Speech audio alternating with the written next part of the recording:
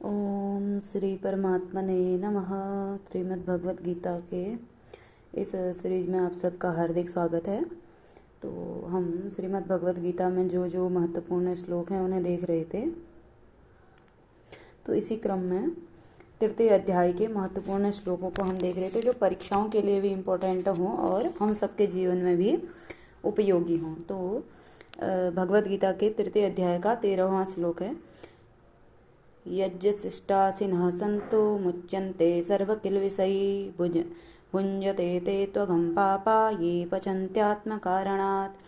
भगवान कह रहे हैं कि हे अर्जुन, यज्ञ शिष्टासिनः, यज्ञ से जो अवशिष्ट है उसके असिनः यानी कि उसका भोजन करने वाले, यज्ञ के अवशिष्ट यानी कि यज्ञ से बचे हुए अन्न का भोजन करने वाले लोग सर्वकिल्बिषैः मुच्यन्ते, सभी पापों से मुक्त हो जाते हैं। जो पुरुष यज्ञ से बचे हुए भोजन को ग्रहण करते हैं वे सभी पापों से मुक्त हो जाते हैं।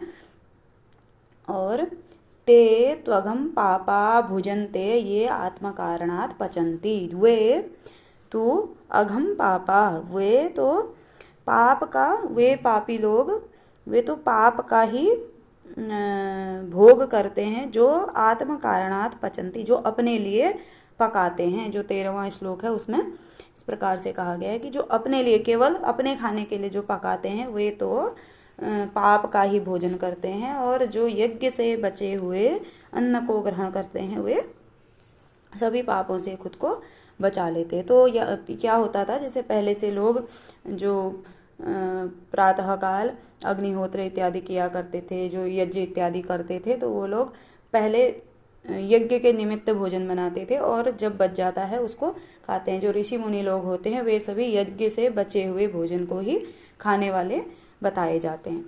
तो इस प्रकार से तो जो यज्ञ के निमित्त अन्न पकाना बहुत आवश्यक है और यज्ञ के ही निमित्त पकाना चाहिए। अगले श्लोक में कहा है, अन्नाद् भवन्ति भूतानि पर्जन्यात् अन्न संभवः यज्ञाद् भवति पर्जन्यो यज्ञः कर्म समुद्भवः। कि अन्नाद् भवन्ति भूतानि, अन्न से प्राणी उत्पन्न होते हैं। ये परीक्षाओं के लिए भी इम्पोर्टेंट है, पूछा जाता है। अन्न से प्राणी उत्पन्न होते हैं, भूत मतलब प्राणी। और पर्जन्यात् अन्न संभवः, पर्जन्य यानी कि वृष्टि, वर्षा से क्या होता है, अन्न उत्पन्न होता है। अन्न से सभी प्राणी, क्योंकि अन्न सभी के जीवन का आधार है, तो इसमें कोई शंका नहीं है कि अन्न से प्राणी उत्पन्न होते हैं या जीवित रहते हैं। और पर्जन्यात्, पर्जन्य बोलते हैं वृष्टि को, तो वर्षा को, वर्षा से अन्न उत्पन्न होता है, इसमें भी कोई शक नहीं है। और यज्ञात् भवति पर्जन्यः, यज्ञ से पर्जन्य यानी कि वृष्टि कैसे होती है, यज्ञ करने से। पहले से लोग यज्ञ किया करते थे, भगवान का आह्वान करते थे, अग्नि देवता को बुलाते थे, इंद्र देवता को बुलाते थे, तो यज्ञ से वृष्टि होती है। यज्ञ कर्म समुद्भव, और यज्ञ कैसे उत्पन्न होता है, कर्म से उत्पन्न होता है। तो इस प्रकार से ये परीक्षाओं के लिए भी इम्पोर्टेंट है। अन्नाद् भवन्ति भूतानि पर्जन्यात् अन्न संभवः यज्ञाद् भवति पर्जन्यो यज्ञः कर्म समुद्भवः। उसके बाद अगला है, कर्म क्यों किया जाता है और लोग क्यों कर्म करते हैं। तो क्या कह रहे हैं, कर्मणैव हि संसिद्धिम् आस्थिता जनकादयः लोक संग्रमेवापि संपश्यन् कर्तुम् अर्हसि। कर्मणा एव हि संसिद्धिम् आस्थिता जनकादयः लोक संग्रमेवापि संपश्यन्त कर्तुम् अर्हसि। कह रहे कि जनकादयः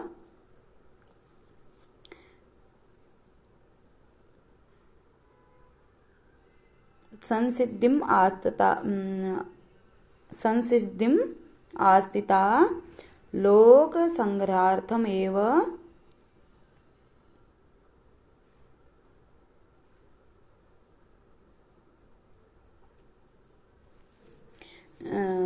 भाव ये होगा कि जो जनकादयः, जो जनक इत्यादि हैं, संसिद्धिम् आस्थिता जनकादयः, संसिद्धि यानी कि जो ज्ञानी जन जनक इत्यादि थे वो आसक्ति रहित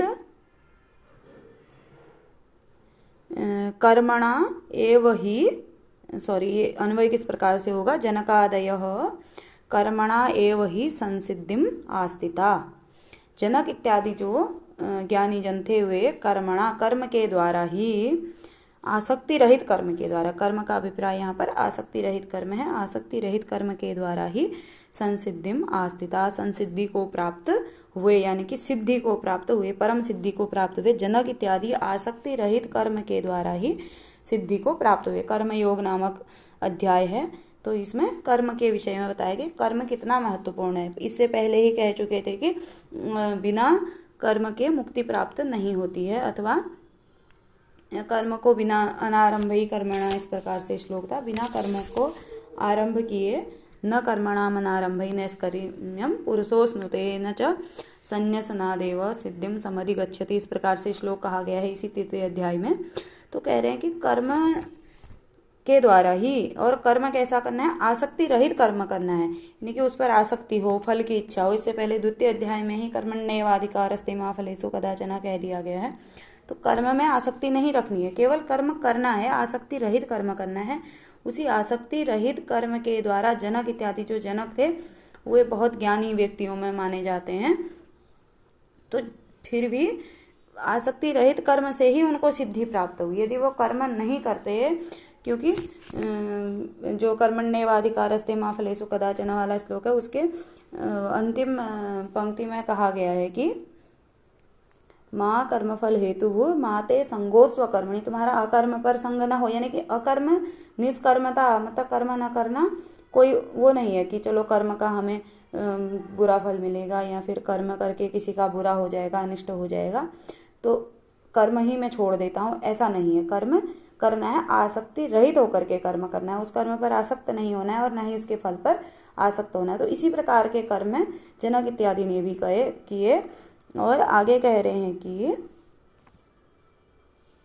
लोक संग्रहम एवापि संपश्यन कर्तुम अर्हसि, और लोक संग्रहम संपश्यन एवापि कर्तुम अर्हसि, तुम भी, जो अर्जुन से कह रहे हैं, अर्जुन तुम भी लोक संग्रह को देखते हुए कर्म को करने के योग्य हो, यानी कि तुम्हें भी कर्म करना चाहिए। लोक संग्रह के लिए पूछा जाता है भगवत गीता में, कर्म किस निमित्त से किया जाना चाहिए, या जनक इत्यादि ने कर्म क्यों किया, तो लोक संग्रह के लिए, लोक संग्रह को देखते हुए कर्म को करना चाहिए।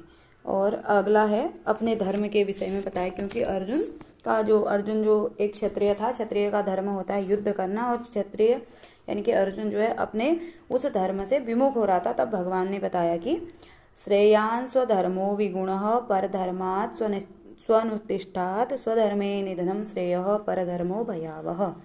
भगवान कहते हैं कि स्वनुतिष्ठात् परधर्मात् विगुणः स्वधर्मः श्रेयान् स्वधर्मे निधनम श्रेयः परधर्मो भयावह। भगवान कहते हैं कि स्व अनुतिष्ठात्, यानी कि दूसरे का जो अच्छी प्रकार से आचरण किया हुआ अथवा आचरण में लाया हुआ जो क्या है, परधर्म है। परधर्माद स्वधर्म विगुणः स्वधर्मः, विगुण यानी कि जिसमें कोई भी गुण नहीं है, अच्छा नहीं है, वह धर्म वह भी श्रेष्ठ है। स्वधर्मे निधनम श्रेयः, अपने धर्म में मृत्यु ही श्रेष्ठ है। परधर्मो भयावह, दूसरे का धर्म क्या है, भयावह है। तो यहाँ पर ये बहुत महत्वपूर्ण भी श्लोक है परीक्षाओं की दृष्टि से। ये पूछा जाता है, अथवा ये किस अध्याय में है, तो 3 अध्याय में है। स्वधर्मे निधनम श्रेयः परधर्मो भयावह, इस प्रकार से ये सूक्ति के रूप में भी प्रयुक्त होता है।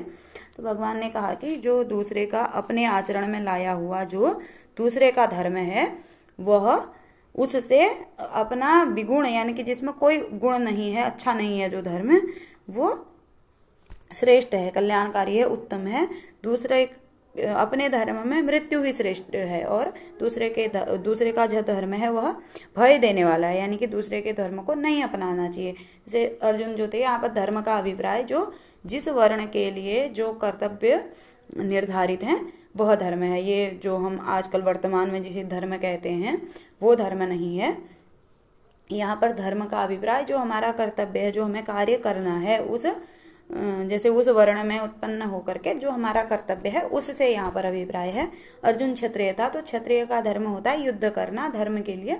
युद्ध करना अथवा संसार को जो भी लोक है उसकी रक्षा इत्यादि करना या उसको कष्ट न होने देना। तो अपना धर्म छोड़ करके अर्जुन युद्ध को त्यागने वाला, यानी कि हो सकता है सन्यासी का धर्म अपना लेता, या फिर क्योंकि युद्ध छोड़ देता, या फिर अन्य प्रकार से अपने कार्य से विमुख हो जाता। तो उनको बताया कि अपने धर्म में युद्ध करते हुए, जो युद्ध तुम्हारा धर्म है उसमें यदि तुम मृत्यु को भी प्राप्त हो जाओगे तो ये तुम्हारे लिए श्रेयस्कर होगा, जबकि दूसरे का जो धर्म है वह भय देने वाला होगा। तो इस प्रकार से ये कुछ 4 श्लोकों का हमने आज अध्ययन किया।